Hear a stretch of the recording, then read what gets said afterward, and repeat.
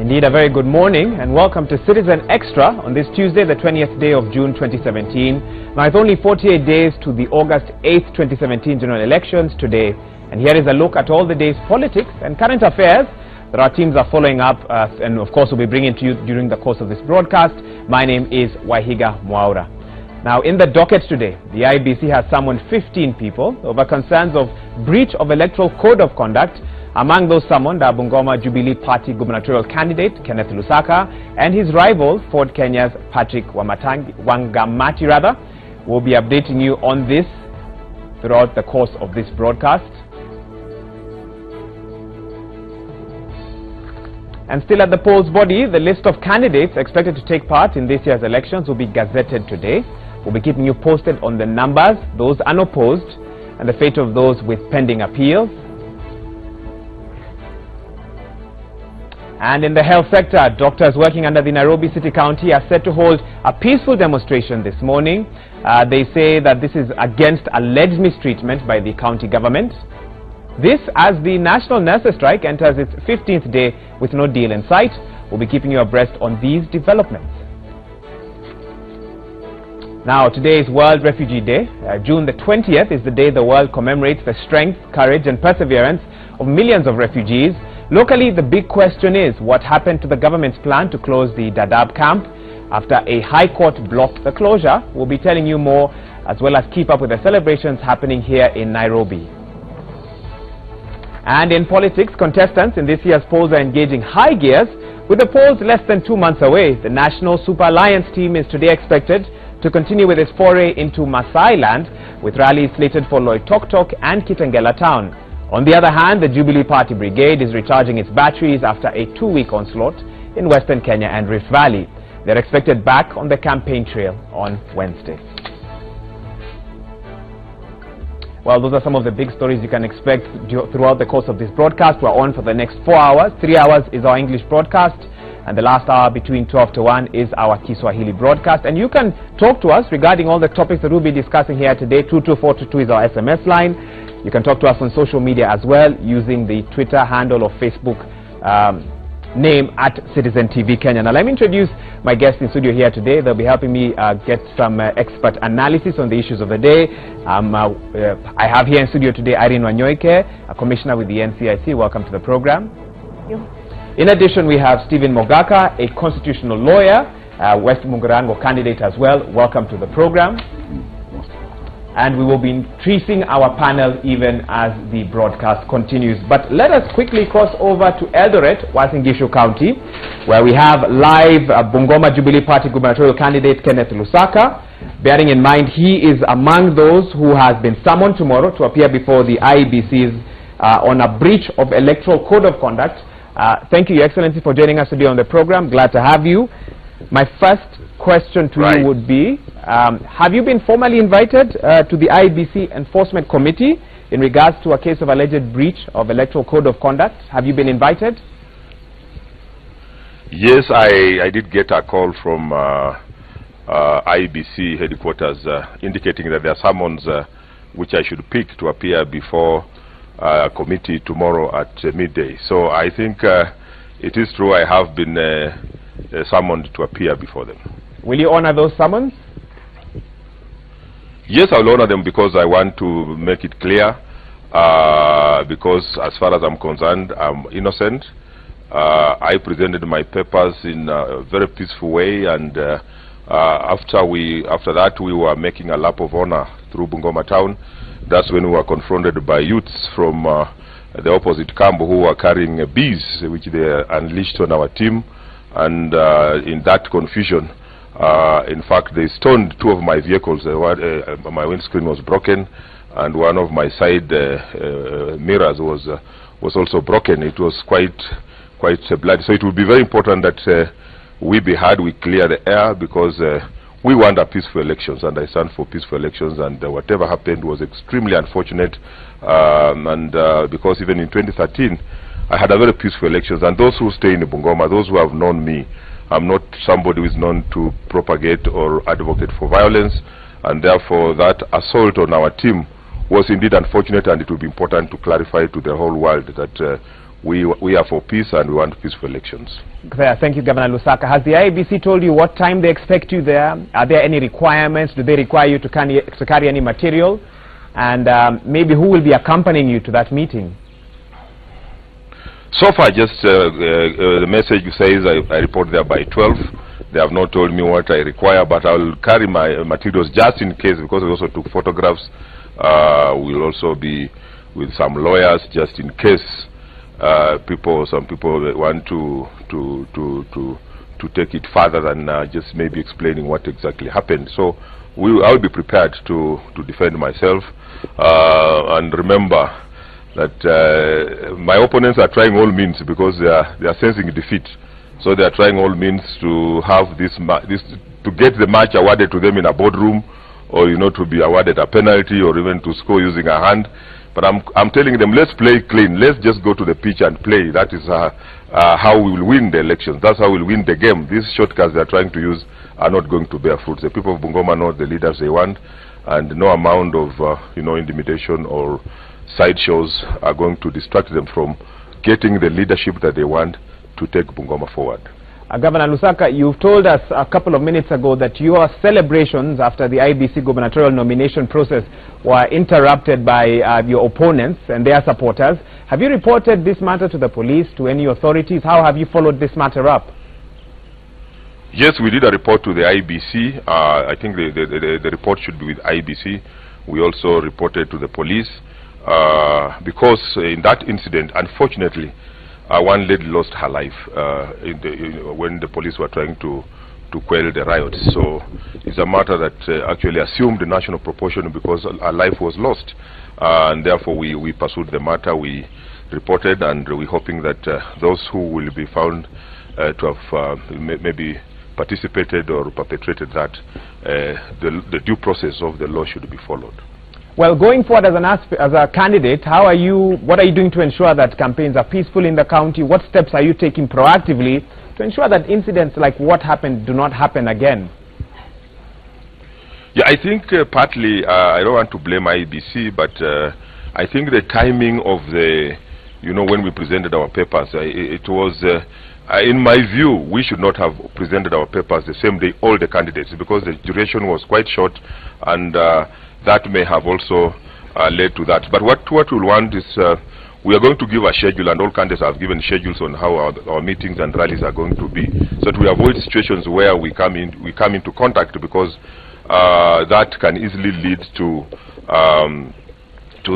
ugly incidents, especially when you are dealing with opponents who may not believe in peace, who believe in violence and carrying goons and that kind of thing. So I think IEBC should ensure that we strictly follow our schedules as presented, so that we don't come into contact with our opponents. So I think that will really help us. But we have restrained ourselves. We have told our people we want peace, because on 8th we are not going to beat people. Hatuendi kupiga mtu, tunaenda kupiga kura. So that's what we are telling our people. Let us sell our policies. Let us sell our agenda. So I'll ensure that we restrict ourselves to the schedule that we will be given by what we have given to the IEBC. And IEBC should also ensure that all of us follow that. That's right. Well, I believe those who need to hear that message have heard it. Well, have you received any indication on when the verdict, after your committee sitting tomorrow, will be, when you receive a verdict? And in addition to that, will you accept that verdict? No, I've not had any, apart from the message they told me to report there. I don't know what is going to happen. I don't know when they'll give the verdict, and we will wait to see. We cross the bridge when we are there, because we have facts, and I hope that it will be objective, so that we get a fair hearing. All right. Well, let's switch gears briefly. Let me ask you, the Kenya National Commission on Human Rights recently spoke about governors using public resources on the campaign trail, of course that being an advantage for them and a disadvantage for their opponents. My question to you being, do you feel the Commission is being unfair by making such statements? It is unfair because, one, I'm still the governor for Bungoma until after elections. So as much as I'm campaigning, I'm also executing my mandate as a governor. There are projects that, for example, I need to launch, which will be ready in the next 2 weeks, in the next 3 weeks, in the next month. And therefore, sometimes when I'm doing that, I'm still executing my mandate as the governor for Bungoma. And therefore, that's why they even allowed me to use 2 vehicles that belong to the county government, because, again, it becomes very difficult to separate. The line is very thin between Lusaka as a candidate and Lusaka as a governor executing government programs that must continue. So I think that that would be unfair, because I would be explaining to people, for example, that I've tarmacked this road. People can see my development record, and that, if they'll vote me on that account, that will be my wish. So then it becomes very difficult to differentiate. But of course, we are not taking, say, money meant for, say, projects in the county to give people, or to do things that can be easily linked to campaigns. I think we are also sensitive. We are careful against doing that, because again that will be against the law. But I'm still the governor, and I must execute government programs in my county.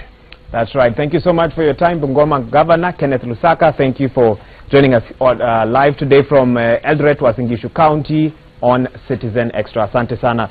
Let's now have a discussion here with my panel in studio. I want to engage Stephen Mogaka, who is a constitutional lawyer. You've heard the words of Bungoma Governor Kenneth Lusaka. Can you give us an idea, with your legal background, about what sort of procedure we can expect tomorrow as those 7 or so cases are heard by the IEBC's committee?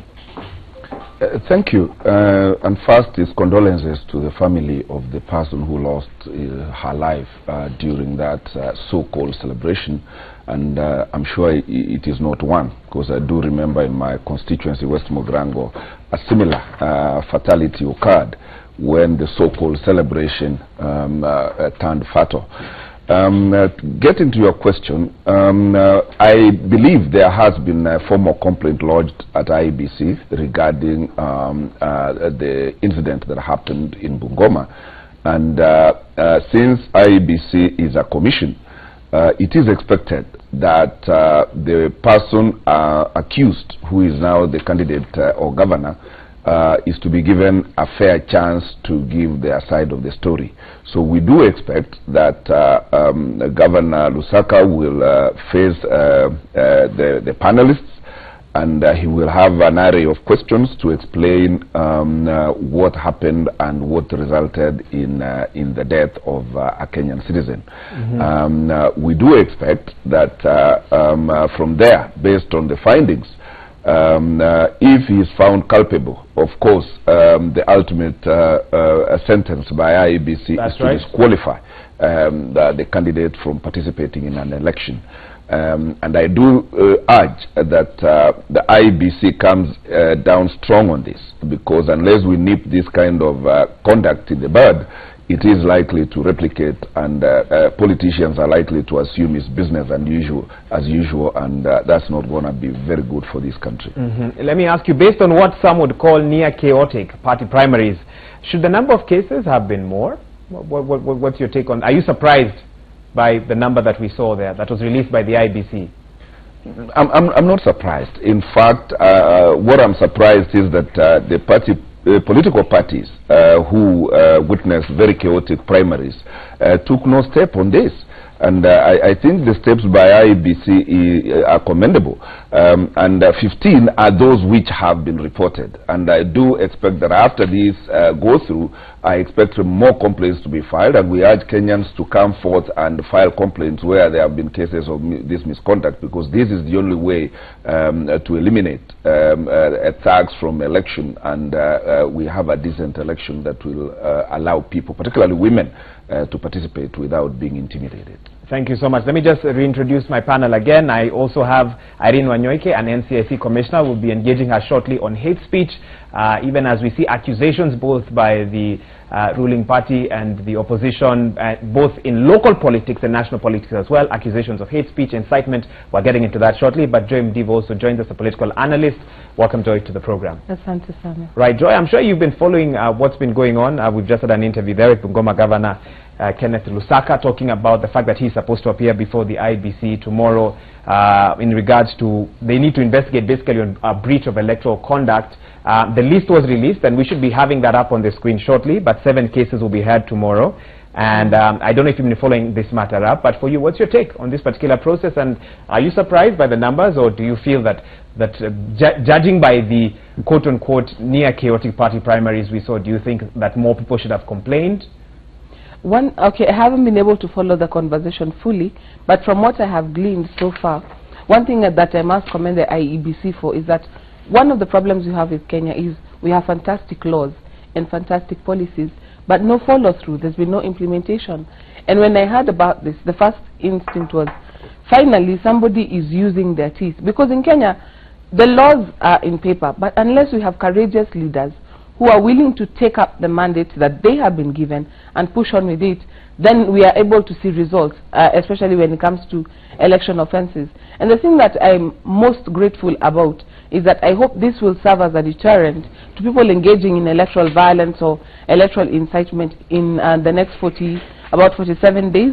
The reason for that being, remember what happened with the ICC cases. When you have legal sanctions against people who've got a political career to lose, then we realize that it is actually a very strong deterrent for them to incite violence in their favor or to incite people in their favor. So in my opinion, what I understand so far is with the IBC being given the mandate, we have seen them looking at a lot of sideshows of late that we even forget that they have other duties other than procuring ballot papers or running an election. And for me, I find this a very positive step. And I hope that the outcomes are not a whitewash, but that they are credible, something that people can say, oh, actually this is an offense and it is punishable. How quickly do you think the verdict should be out? Of course, that is up to the IBC. I'm not saying that we do their work, but for you to feel that this has been done properly, what do you think is an appropriate amount of time for the committee to sit down, look at the evidence and give Kenyans, results? Most probably it will be about no more than 2 weeks, because you realize that some of these people are in the running already. If they were going to be qualified, I think it would have to happen early enough for them to have time to appeal or to do whatnot, because remember the Constitution gives somebody a right to be able to appeal and exhaust all tribunals available to them before they run. So if you have a candidate on the ballot paper who thinks he should be on the ballot paper and is held up by this process, he can successfully go to court and bar the entire election, or at least in his area, from going on because of this one point. So I expect they'll be very expedited. They're going to be very succinct, not long and drawn out like court cases, so that the decisions can come in time for somebody to be able to exhaust all his available avenues and to still make it on the ballot paper if they're successful in clearing their name. Thank you, Joy.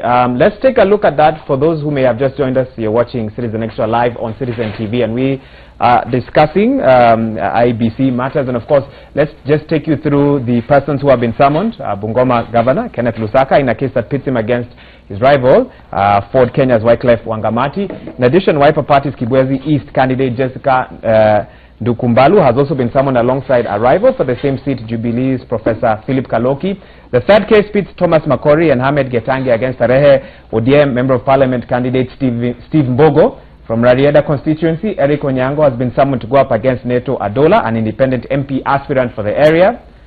And in addition, Langata Jubilee Member of Parliament hopeful Nixon Korir has also been summoned, as have Raphael Musyoki and Peris Ayuma from Mountain View Ward in Westlands, Nairobi County. Well, let's switch gears briefly and talk about matters cohesion and hate speech as well. And as I mentioned earlier, we're also joined by Irene Wanyoike, a commissioner with the NCIC. Welcome to the program. We're talking about code of conduct, but we're also talking about hate speech, which I feel are all related to the process that we have even as we get closer and closer to the August 8 polls. And Irene, let me start with you. 48 days and counting to the general elections. Briefly tell us, what is the NCIC doing to curb hate speech as political temperatures rise? Thank you, Wahiga. First of all, let me congratulate the IEBC for what they are doing. It's a step forward, and I do hope this one will deter other members, the political leadership, from, even as they celebrate, to be careful about what they do. We work very, very closely with the IEBC, and we are together on this. Two, there's a lot of things that we are doing at NCIC, and one is to curb hate speech. How? How is this? One, we have employed monitors to attend political meetings. We have trained monitors. we have issued, and it is good that I repeat, we have issued gadgets that record any utterances by any leader, and then the recording comes straight to our offices. So those monitors are in all the 47 counties, and it's a minimum of 2. I know that is a small number, but I want to say even the political parties, IEBC and other stakeholders, they have monitors. Okay, then we have trained policemen on hate speech, and we have also issued them with gadgets for recording statements. Why have we done this? Because in the past, when let's say, let me just say politicians, because they are our clients. The big number is actually politicians. In the past, when we have cases have been brought to us and we have taken them to court, to the DPP, and all the way to the judiciary, what has happened is the evidence has been, we have been told that the evidence that we take there does not meet the threshold. Do you have any examples? Yes, there is the case of Moses Kuria, Waitito. I mean, there are many cases. You have seen them being thrown out of the courts. There are many, there are 16 in number, and one by one, Mishiboko in Mombasa, utterances, hateful utterances, and they have been thrown out by the courts. Why? Because sometimes, most of the times, we rely on the media for our clips. And when we call the media to come and help us to give evidence in court, they say that is not in their line of work. So we normally have a problem, because the court would love to see a whole clip of what happened in a meeting. The media has not been ready to give us the whole clip, I can assure you that, and you are here or here. So we sat down with the judiciary, with the the stakeholders, and we agreed, let's buy gadgets, our own gadgets, so that if evidence is required in court, we can produce the whole clip. And it is, the machine is ours, and it has a serial number, and it comes direct to our server in the office. So the people are on the ground, and they are monitoring hate speech. We have also trained journalists on hate speech. We've been going around the country training journalists on sensitive reporting, and also because they are our partners. So we have done a lot, and we have been sensitizing the public. We have held meetings with the political leadership. We have held barazas with the people. We have been on the ground. We have done let me ask you about a story that has dominated headlines over the last 5 days or so. Yes. What is the way forward in regards to accusations by the leader of National Assembly, Aden Duale, Jubilee Party Secretary General Raphael Tuju, that NASA presidential candidate Raila Odinga should be investigated over statements he made in Kajiado recently? Thank you for that. Let me start by saying this. In this country, nobody is above the law, and we have taken the complaints very seriously, and I think every Kenyan, as we talk, has seen the clip that has been doing the loud. So what we have done is our investigators, together with the other stakeholders, have been combing Kajiado County for evidence, and I can assure you today we will issue a statement and tell you the way forward, because investigations are complete. What time? I am right here. I'm not in the office. There is a meeting in the office. There is a meeting in the office that is going on, and we will issue a statement, and we will let you know the way forward on this case. Otherwise, let me assure Kenyans, investigations have been done thoroughly in Kajiado County. We have seen cases where both Jubilee and NASA are accusing each other of hate speech, even aside from what happened last week, in other incidences in the build-up to the nomination process after that as well. Are you also investigating any of those cases?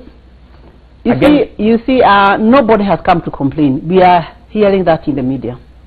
Which is one of my questions. Does somebody have to complain for you to start investigations, or can you on your own volition decide that, wait a minute, there's a problem here? And I'll bring Joy and Stephen in on this shortly. We do it on our own volition, we do it. But we also receive complaints from people. But basically, let me tell you something, Wahiga, Maura. Kenyans are a very interesting lot. How so? Very interesting. We love complaining in the media. We love being heard there. And if you tell that person, have you complained? Have you come to our office and lodged a formal complaint? They don't want that. But they want to go in the media, they want to talk about it, they want to say we are doing nothing, and some of the things we are hearing them in the media. Nobody has complained earlier. Like I heard yesterday somebody talking about the president, what he said. Nobody came to tell us that time he said it was bad. But this time around, Kenya, I mean the whole of Kenya is abuzz with what happened in Kajiado. And we are acting. But as I said, Kenyans love talking. Kenyans love Joy, do Kenyans love talking? They love talking, but they don't. They do. They do. They do. And one of the things that we need to understand is how these processes work. Go to the police station, you need to file an OB. Go to court, you have to have come with the OB from the police station. Even for the work of the NCIC, that's how it works. You generate a complaint, then the complaint is acted upon. If you're sitting waiting for somebody from somewhere to descend and sort out your mess, that's not how it works. But the thing that I appreciate with what Madam Nancy is talking about is that now NCIC is generating its own evidence. The media are not under any obligation to provide information to anybody because they do not have to disclose their sources. The NCIC, if they are serious about being an investigative body, have to generate their own evidence. And that's why I'm glad to hear that now they have their own recorders who go out and collect the evidence on their own behalf. But over and above that, we have to look at ourselves in Kenya. The work of these commissions that are in the constitution is actually the functioning work of the executive, of the government. That's the arm that should be driving all these things. The Commission on Human Rights and Cohesion, these are not functions of a separate commission. But because government has failed, we have had to put institutions to try and do what government should be doing. But moving on from that, one thing that I would hope to see with NCIC, because of course they collect all the information, but they still need assistance from the police, they still need assistance from the DPP, they still need assistance from the court to be able to pack a punch.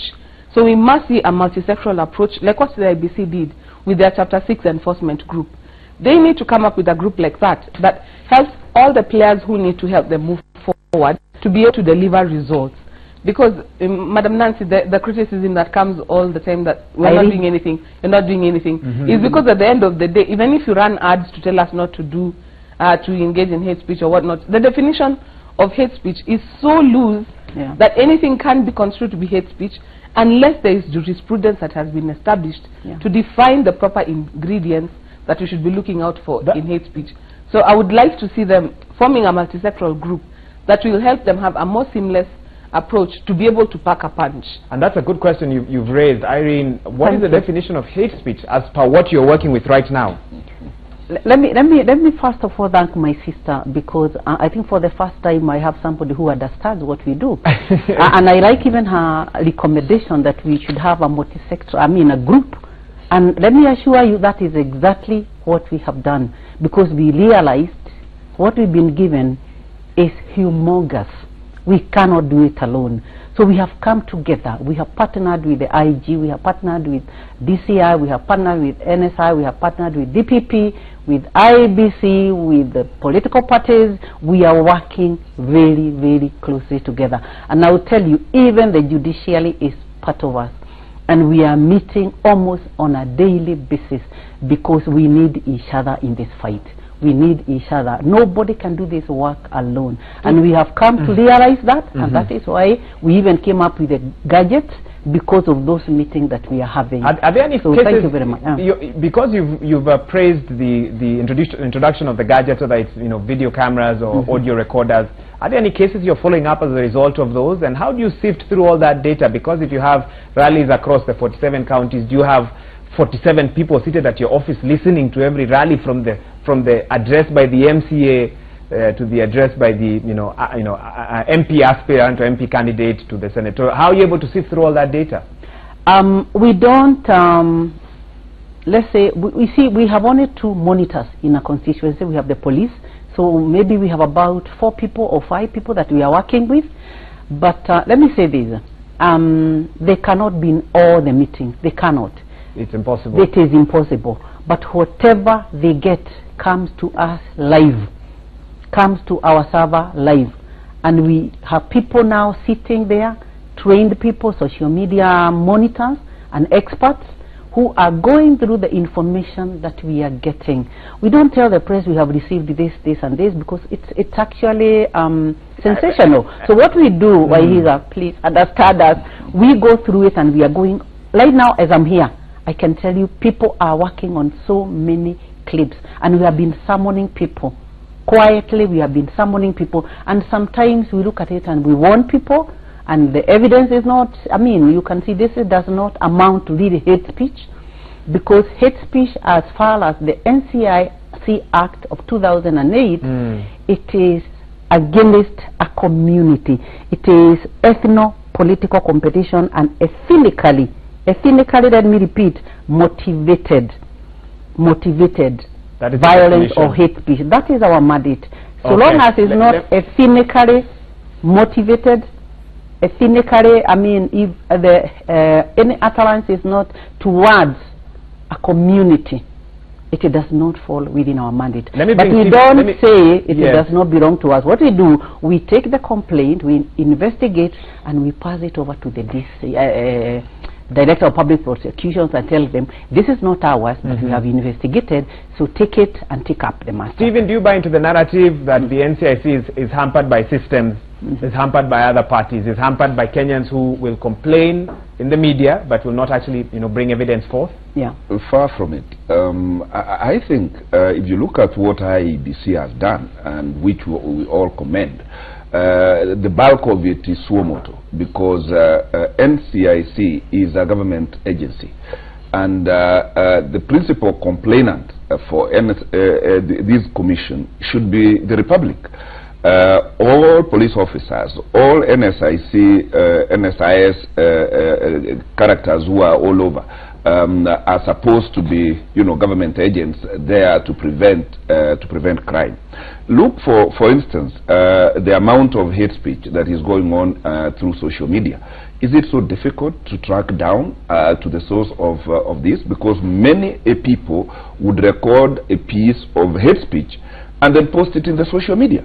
And if you call them to report to the commission, they will not. My problem with the NSIC is that they are not being seen to come hard on anyone, and it is really not fair that for the entire life of this commission they have not turned in any conviction. My learned friend there would tell that this commission should really bring on board lawyers who can watch their brief when their cases are being prosecuted. Because what is happening is their job is ending apparently in conducting investigations, most of the evidence of which do not get to the court records. So I really think that a lot is expected out of this body, particularly now. I don't think they will do much, because 1.5 months to the election, and this is the most critical time. This is the peak season for them. I don't think sending gadgets to constituencies and sending monitors is going to achieve much. Because look at what is being talked of about Kajiado. And even summoned the alleged speaker of those words to even record a statement. Do you require to conduct so much investigations to have to summon a person who is suspected to have committed a crime? I mean, even if they summoned whoever made those utterances now, it will be seen as politically driven. And we really need this body to disabuse itself of politics and work on people who are out to endanger this country by giving speeches that are, causing despondency. So I think we have had enough excuses from this body, and I think as a nation, going forward in future elections, we need to make this body more prepared. We need to bring on board volunteers who are going to, take this country to their hearts and be able to be watchdogs of our nation, so that when a person is spotted to have made a hate speech, they are reported. I don't mind, even if we put in budget a prize money for a person who records and brings the evidence of a person who is making those now giving the NCIC free consultancy. Yeah. I mean, we need to, because this country is a lot larger than anything. And for anything, yes. Thank you. Let's allow her to respond. Irene, go ahead. Yeah, let me just say today I'm very, very excited because I have two people here who are actually talking of strengthening NCIC. I never hear that from most people. Disbandment. Let me say, allow me just to TV say. shows have you been going to? This is the wrong one. Sorry, go ahead. No. Waihiga, you are in the media. You know, people just bash. You know, they just abuse us. They don't even give us anything that is tangible that we can work on. But right here, I'm getting people who are saying strengthen NCIC, and I like it. Strengthen IEBC. Strengthen the institutions that we have, because that is what we need to do in this country. Strengthen institutions. And let me tell you, from experience, we have learned it is not good to rush and get people to give statements. Whether the accuser or the accused. We don't rush. What we do is we have gone to the ground. We have interviewed hundreds of people in Kajiado. And I told you the investigations are complete. It's only I can't tell you here. It has gone this way or the other way, because NCIC, under the chairmanship of Kapalo and the other stakeholders, are meeting.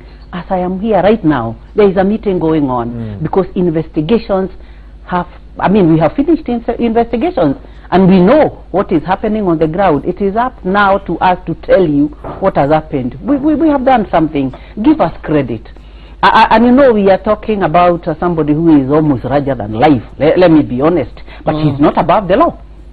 Nobody is above the law in this country. But there are some figures who are larger than life, because everybody in Kenya, you can cut across the whole Kenya. One side is saying this way, the other side is saying exactly. Which brings me to another question. Do you feel, and I need to bring Joy in on this, and we need to take a commercial break as well. Do you feel that your body has any limits in executing its mandate? Because you've come out clearly and said that in a case where individuals are larger than life, it proves more difficult, which should not be the case.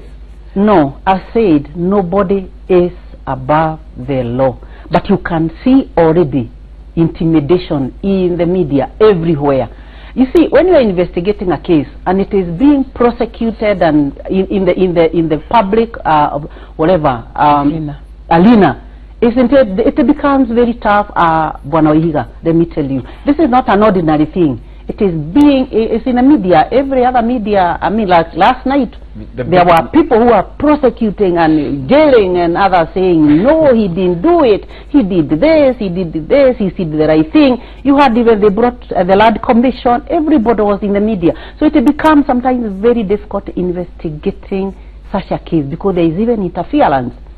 There are even calls that are made. Many things happen. This is a larger than life figure who is now in the limelight.